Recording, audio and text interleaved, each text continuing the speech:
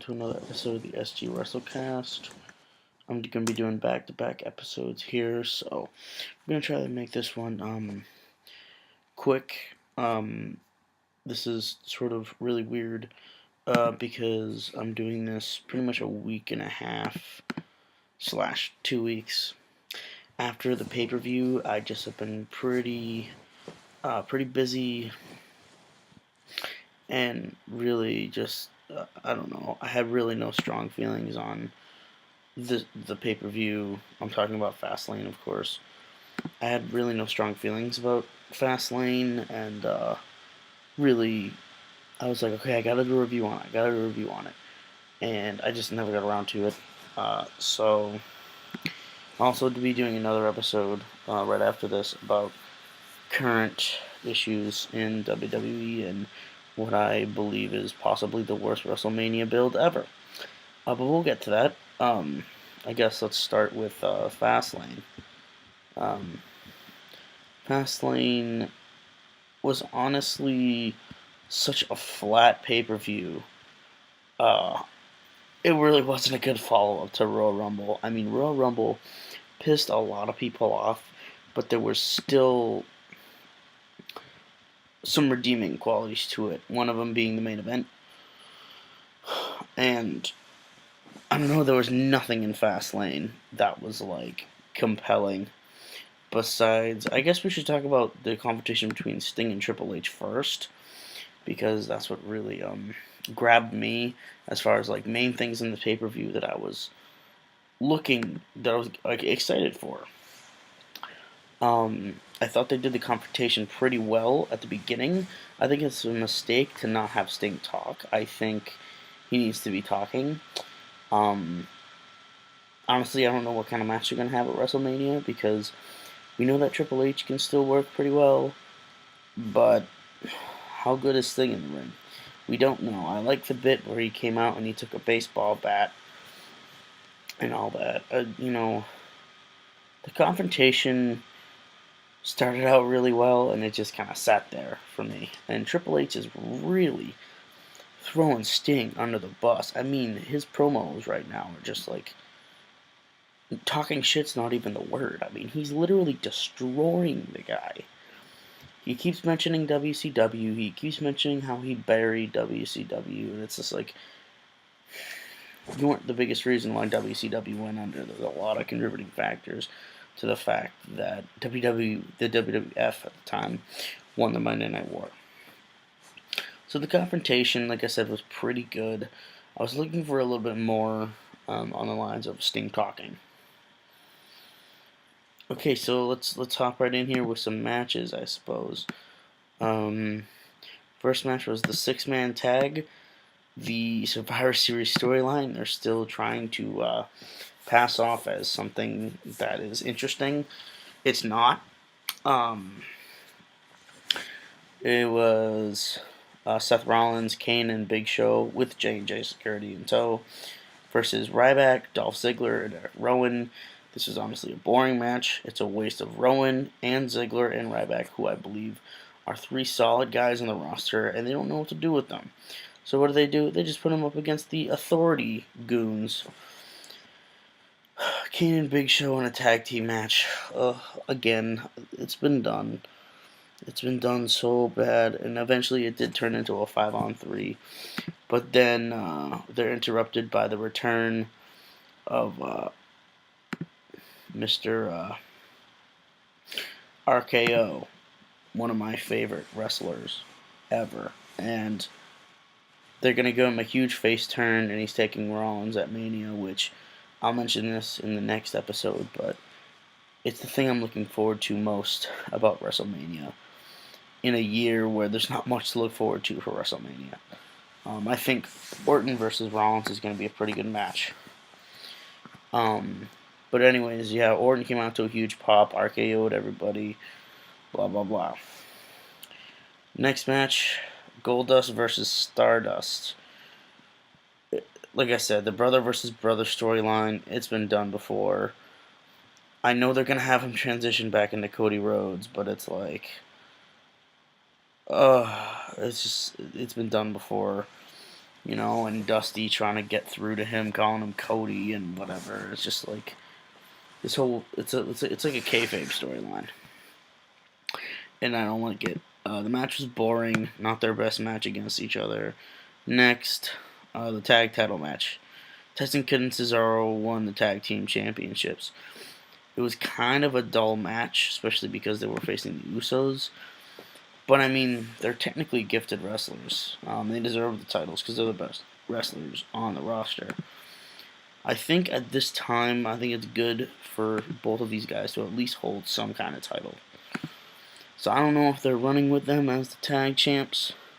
They should consider writing this out and see how long it can go, and have them be really the working champions, and have them being the champions that are really the best wrestlers on the roster. Because Cesaro and Tyson Kidd are two of the best technical wrestlers, I think, on this roster. And Tyson Kidd, when he was in NXT, was one of my favorites in NXT. I love how he embraced his heel persona, and him and Cesaro kind of have the same kind of aesthetic to that character, where they just embrace being heels. So it was okay. The IC Intercontinental Championship match, Bad News Barrett versus Dean Ambrose, it ended in a disqualification. Not the best match Ambrose has ever had, because he hasn't faced Barrett all that much, and Barrett was just returning, and he got his IC Championship back. I'm not a huge fan of Barrett, but I am a good fan of Dolph Ziggler. I have to say, not Dolph Ziggler, Dean Ambrose. I have to say it was kind of a boring match, in terms of, perspective on Dean Ambrose has had better matches with Rollins and Wyatt, and Bad News Barrett arguably has had better matches. But eventually they're putting the title on Ambrose. They have to, because he's the guy. They're also doing the stupid battle royal thing at WrestleMania for the IC Championship, which I'm not really looking forward to. Next, the Divas match: Nikki Bella versus Paige. Nikki Bella went over. I don't know why. I hope they throw the title on Paige again at Mania. I'm just hoping. At least Paige was in a title match. I don't know why they're still running with Nikki Bella as the champion. She's not good. Just because she bones John Cena doesn't mean that she's worthy of becoming the John Cena in the Divas division. Next, speaking of John Cena versus Rusev for the United States Championship. Surprise, surprise, Rusev defeated John Cena. So either one, they're going to have a rematch at Mania, or two, this was WWE definitively putting over Rusev. Over everyone. But now I'm confused, because, now who is going to beat Rusev? Eventually, he's going to have to be beaten. So, we're going to see who beats Rusev. I want it to be Ryback, so he can get the U.S. Championship. But I don't know if they're going to do that at this point in time. So, yeah, I don't know. Who faces Rusev at Mania? Who has Rusev at Mania? I don't know. But let's try to make the best of it, I guess. I'm not a huge fan of Rusev, and I don't like John Cena, so it was really boring. I remember specifically just being on the computer for it, because it wasn't an entertaining match. The main event saved this pay-per-view from being a complete, total, utter failure. The main event, at least, was Roman Reigns versus Daniel Bryan. Roman Reigns went over. That was WWE definitively saying, we're going with Roman Reigns. And honestly, I don't think people were as angry this time with the whole Daniel Bryan thing. Why? Because Bryan put him over clean, and they had a good match, and they shook hands, and it was a respect thing. So I think because the character put over Roman Reigns as the better man, I think people are less angry about Roman Reigns. They still don't want him to be champion. And so, in my case, and I'm sure in a lot of people's cases, they're going to be cheering for Brock Lesnar at WrestleMania. And it's another topic we'll get into in the next episode. But Lesnar versus Reigns, it's going to be what it is, but eventually I want Daniel Bryan in that title picture, as we all do. He's the guy, you know. But they just, at least they put on a good show, and the match was pretty good, you know. So, I mean, yeah, Fastlane was not good. I'd say out of 10, I'd say it's a 3.